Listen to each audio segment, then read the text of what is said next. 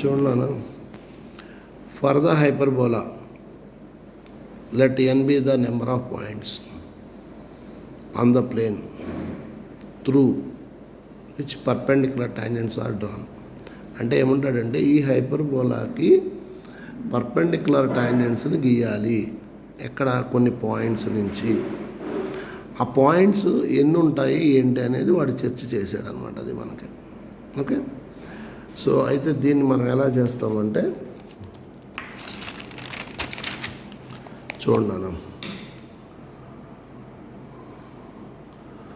ఇప్పుడు మనం perpendicular tangents యొక్క పాయింట్ ఆఫ్ ఇంటర్సెక్షన్ ఏమని చెప్పచ్చు? ఇట్స్ డైరెక్టర్ సర్కిల్ అని చెప్పచ్చు.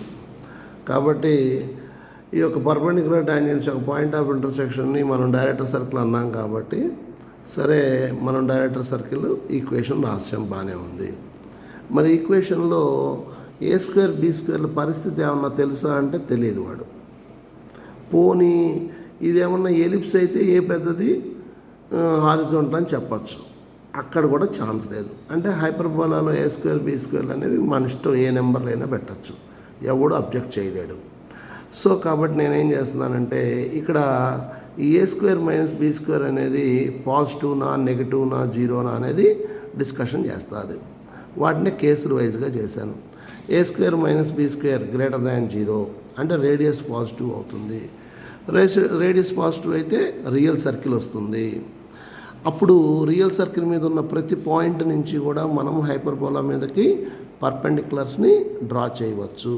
అదే కదా దాని కాన్సెప్ట్.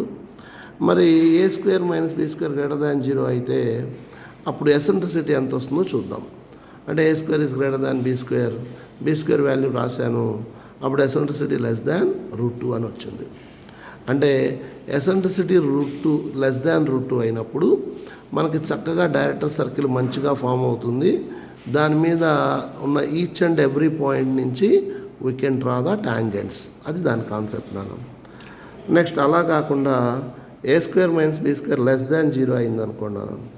అప్పుడు సిచ్యువేషన్ ఏంటంటే a square is less than b square. అప్పుడు బి స్క్వేర్ని బదులు ఏ స్క్వేర్ ఇంటూ రాసుకుంటే ఈ వాల్యూ ఎంత వస్తుంది? గ్రేటర్ దాన్ √2 అని వస్తుంది.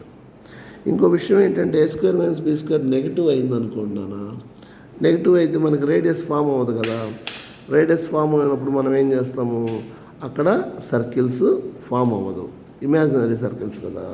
అంటే ఇటువంటి సిచ్యువేషన్లో మనము ఈ యొక్క పర్పెండిక్యులర్ టాంజెంట్స్ని డ్రా చేయలేమని చెప్పచ్చు.